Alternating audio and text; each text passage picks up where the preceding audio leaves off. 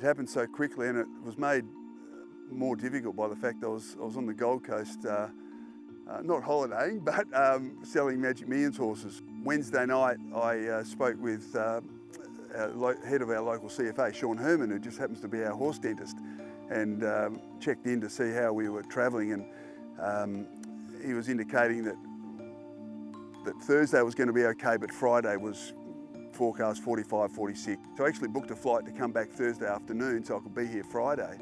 But as it turned out, I got to the airport Thursday and got a call from Sean and said, I'm going to your place, you're in real trouble. And the wind had changed, so this was Thursday afternoon. So I got on a flight from the Gold Coast, not really knowing what I would encounter when I got back. The main concern is to make sure staff were okay, so I was really pleased that they had evacuated. It was eerie because just to the south of where we're standing, that whole area was just alight. And the road, Longwood Bushfire Road, which we're standing on here, the trees along there were alight. There were trees fallen, alight, and there was a really strong southerly. And I drove in and I was actually shocked that six of my staff members were actually here volunteering to help evacuate horses. And we didn't set out to evacuate 165 horses, but the trucks kept coming and the generosity of people was just mind-blowing. Yeah, it was incredible. And the last horse left on Friday morning at 6:30 a.m. So it was an all-night, staff worked all night. We managed to get away on Thursday and Thursday night with very minimal damage. I was actually attending to some of our horses that had been relocated to Oaklands Junction at William Inglis. And I got the call again from Sean Herman to say, I'm over at your place, we're in real trouble. In an incident like that, people sort of look to the CFA, look for a bit of guidance and a bit of advice. So yeah, really important during those crisis times. What came through here was like nothing I've ever seen before. And what went over Dom's house was just, honestly, it was incredible. Yeah. So it had gone around the hill and it was heading back up this way. We were pretty snookered because I was in a ute. I rang Tig, who's next door. They've got the ex-CFA tanker. Yep. My daughter and I jumped on it. Eliza, yep. Cut the fence into that paddock.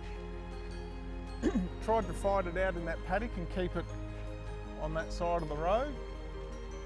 It came around behind us and up over us, and we were a bit snookered. Yeah, because right behind us, of course, is our staff accommodation, our units, and then our eloping barn, which had some of our high-priced horses in. So absolutely incredible. And this obviously caught a light here as well. Yeah. So you were backs to the wall stuff, sort of trying to hold it off. My reproductive vet, Stacey McGregor, who does an awesome job for us, driving down the back of the property and saw the flames and saw the smoke and said, "Oh, do you need me to do anything?" And I said, "No, it's too dangerous. Don't even bother.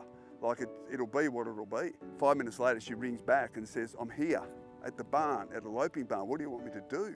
And I said, "What are you even doing there? Get out, get out." She heroically, with her son, Nick McCabe, basically got all the horses out of that barn because the message from Sean was that barn was going to go. And they, together, the two of them, got all the horses out of that barn and shifted them down the back end of the property into big paddocks. It was heroic what she did. How does it make you feel about people that are putting their lives on the line to save the horses? I feel emotional and humbled, you know. It's just amazing that people like Stacey was amazing with what she did. And there was a pretty special horse in that barn too. Yeah. Well, yeah, we put Bella Nipotina in there. But look, you know, it's one of those things because if a horse is in a barn, it's got nowhere to go. So the one theory is you put your horses in a barn. We had all our yearlings in there as well, and you fight to defend that barn. We were very lucky because it didn't rip through the property. We certainly lost our perimeter fence and about 20% of our fencing. We lost one of our really good barns, named after one of our horses we bred called Fury, who was a multiple stakes winner. You know, a month on, 4.5 weeks on, we've been able to bring horses back to the bottom half of the property where all the fences are secure and safe, and we're in the process now of just completing our perimeter fencing, which will be great.